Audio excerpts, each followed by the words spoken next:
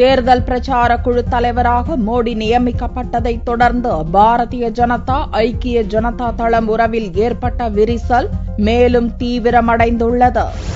லோக்சபா தேர்தல் பிரச்சார குழு தலைவராக குஜராத் முதல்வர் நரேந்திர மோடியை பாரதிய ஜனதா செயற்குழு நியமித்தது. இது பாரதிய ஜனதா கட்சிக்குள் மட்டுமல்ல, அதன் தலைமையிலான தேசிய ஜனநாயக கூட்டணியிலும் பிரச்சினையை கிளப்பியிருக்கிறது. பிரச்சார குழு தலைவர் பதவியை மோடிக்கு வழங்கியிருப்பது பிரதமர் வேட்பாளராக அவரை அறிவிப்பதற்கான முன்னோட்டமாக ஐக்கிய ஜனதா தளம் பார்க்கிறது. பீகாரில் ஐக்கிய ஜனதா தளம் பாரதிய ஜனதா கூட்டணி ஆட்சி நடந்து வந்தாலும் அக்கட்சியின் தலைவர்கள் கடந்த 2 தினங்களாக மோடியின் நியமனத்தை கடுமையாக விமர்சிப்பதோடு பாரதிய ஜனதாவுடன் கூட்டணி தொடர்வதில் எந்த அர்த்தமும் இல்லை என்று வெளிப்படையாக கூறி வருகின்றனர். இதனிடையே ஐக்கிய ஜனதா தளம் எம்எல்ஏக்கள் யாரும் தலைநகர் பாட்னாவை விட்டு வெளியேற வேண்டாம் என்று முதல்வர் நிதிஷ்குமார் உத்தரவிட்டுள்ள நிலையில் பாரதிய ஜனதாவுடனான உறவு குறித்து விரைவில் முடிவெடுக்க உள்ளதாக கட்சியின் மூத்த தலைவர்களில் ஒருவரான ஷபீர் அலி தெரிவித்துள்ளார்.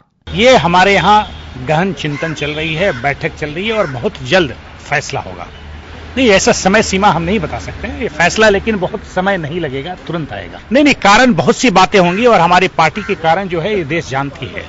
பீகார் மாநில துணை முதல்வராக இருக்கும் பாரதிய ஜனதாவைச் சேர்ந்த சுஷில் குமார் மோடியோ நரேந்திர மோடியின் பதவி உயர்வை வரவேற்றுள்ளதோடு கூட்டணி அரசில் குழப்பம் ஏற்பட்டால் ஐக்கிய ஜனதா தளத்தை விட்டு விலக தயங்க மாட்டோம் என்று எச்சரித்துள்ளார். 243 தொகுதிகளை கொண்ட பீகாரில் ஐக்கிய ஜனதா தளத்துக்கு 115 எம்எல்ஏக்களும் பாரதிய ஜனதாவுக்கு 91 எம்எல்ஏக்களும் உள்ளனர். இரு கட்சிகளிடையே உறவு முறிந்தால் கூட்டணி அரசுக்கு சிக்கல் ஏற்படும் என்று கருதப்படுகிறது.